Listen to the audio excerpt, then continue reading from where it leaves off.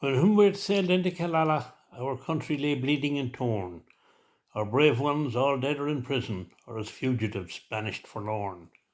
But in spite of defeat and disaster, of bloodshed, slaughter and tears, at Tara, Wicklow and Dublin, the Connaughts were ready to dare.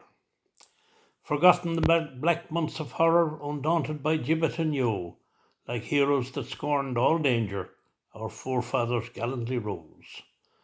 With muskets, with pikes, and with hayforks, from their homes over mountain and glen, exalting the mustard of freedom to fight the old fight once again.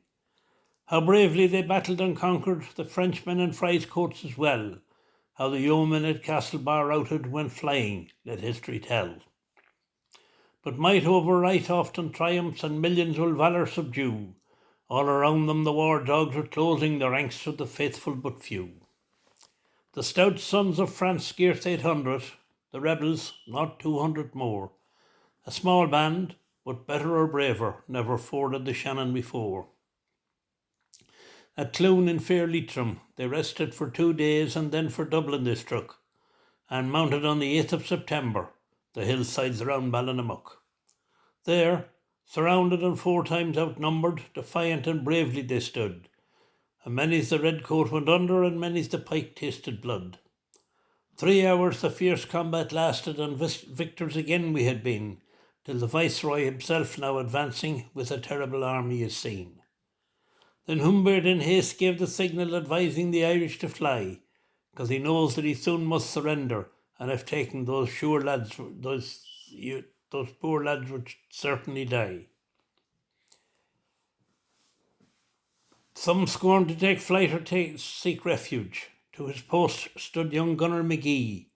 Freedom's torch gave one last feeble flicker, then sank in oppression's dark sea. Down then went the green flag of Éirden, the hopes of our nation were o'er, and the fetters we swore would be broken, drawn tighter than ever before. Persecution's fell minions went prowling, abroad went the Hessians and Yos, and the cowards that stayed out of the battle wreaked vengeance on unarmed foes. It was death's den to harbour a croppy, the wounded to aid was a crime. Some died by the haycocks and ditches, praying heaven to shorten their time.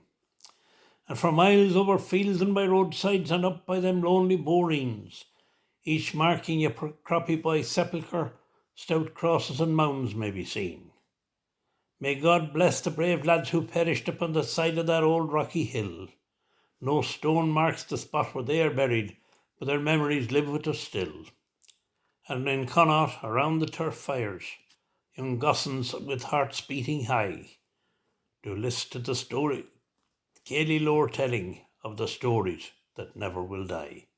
Go I mean, my of Galere.